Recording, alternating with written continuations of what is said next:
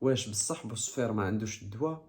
واش بالفعل طريقه الكي التقليديه كداوي على هذا المرض؟ هذا الشيء اللي غادي نعرفه في هذا الفيديو. السلام عليكم، مرحبا بكم في فيديو جديد على قناتكم ذا ايزي بالعربيه. اليوم غادي نتحدثوا على واحد المرض كيعرفوا الكبير والصغير، ونصحوا بعض المعتقدات الخاطئه عليه. اولا، شنو هو هذا بوصفير؟ بوصفير هو واحد الاسم شعبي لواحد المرض معروف في العالم، وكيتسمى بداء الكبد الفيروسي ولا ليباتيت. من بين اهم الاعراض ديالو واحد الصفوريه كتظهر في الجلد وحتى في البياض ديال العين. السبب ديال هاد الصفوريه هي واحد الماده تسمى البيليروبين، تنتج عن تحلل كريات الدم الحمراء القديمه في الجسم. بعد ما كتحطم هاد الكريات، هنا كيجي الدور ديال الكبد وكيتخلص منها وكيطرحها خارج الجسم مع الفضلات بعد التحليل ديالها. لكن عندما يصاب الكبد بمرض مثل بوصفير، فراه كيفقد القدره على انه يتخلص من هذه الماده، بحيث انها كتبقى تسارى لينا في الجسم بحال شي عروسه.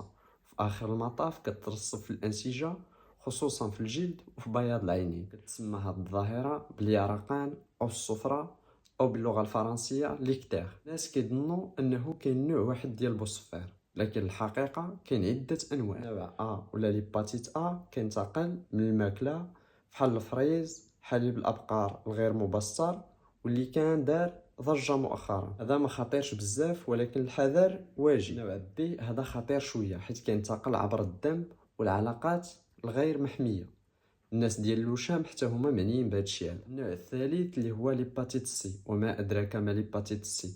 هذا النوع كيتعتبر هو النينجا ديال بوصفير، بحيث انه كيدخل الجسم ديال الانسان ما كيبانوش فيه اعراض حتى كيبدا يفجر لينا في الكبده. وهذا النوع كيتقارن بامراض خطيره جدا، بحيث الكثير من الدراسات ثبتت على انه كينتقل اسرع من الفياش. قالينا النوع دي او.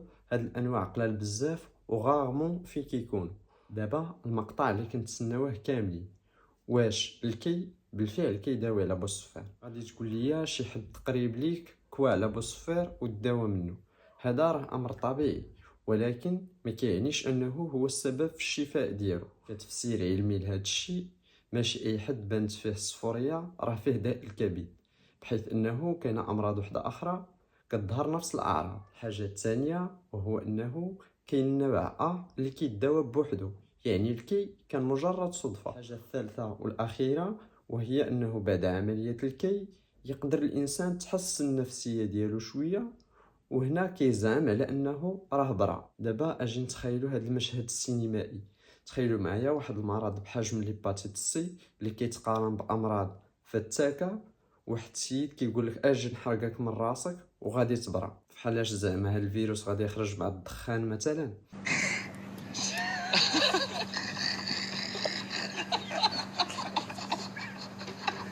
دابا شنو خصنا نديرو؟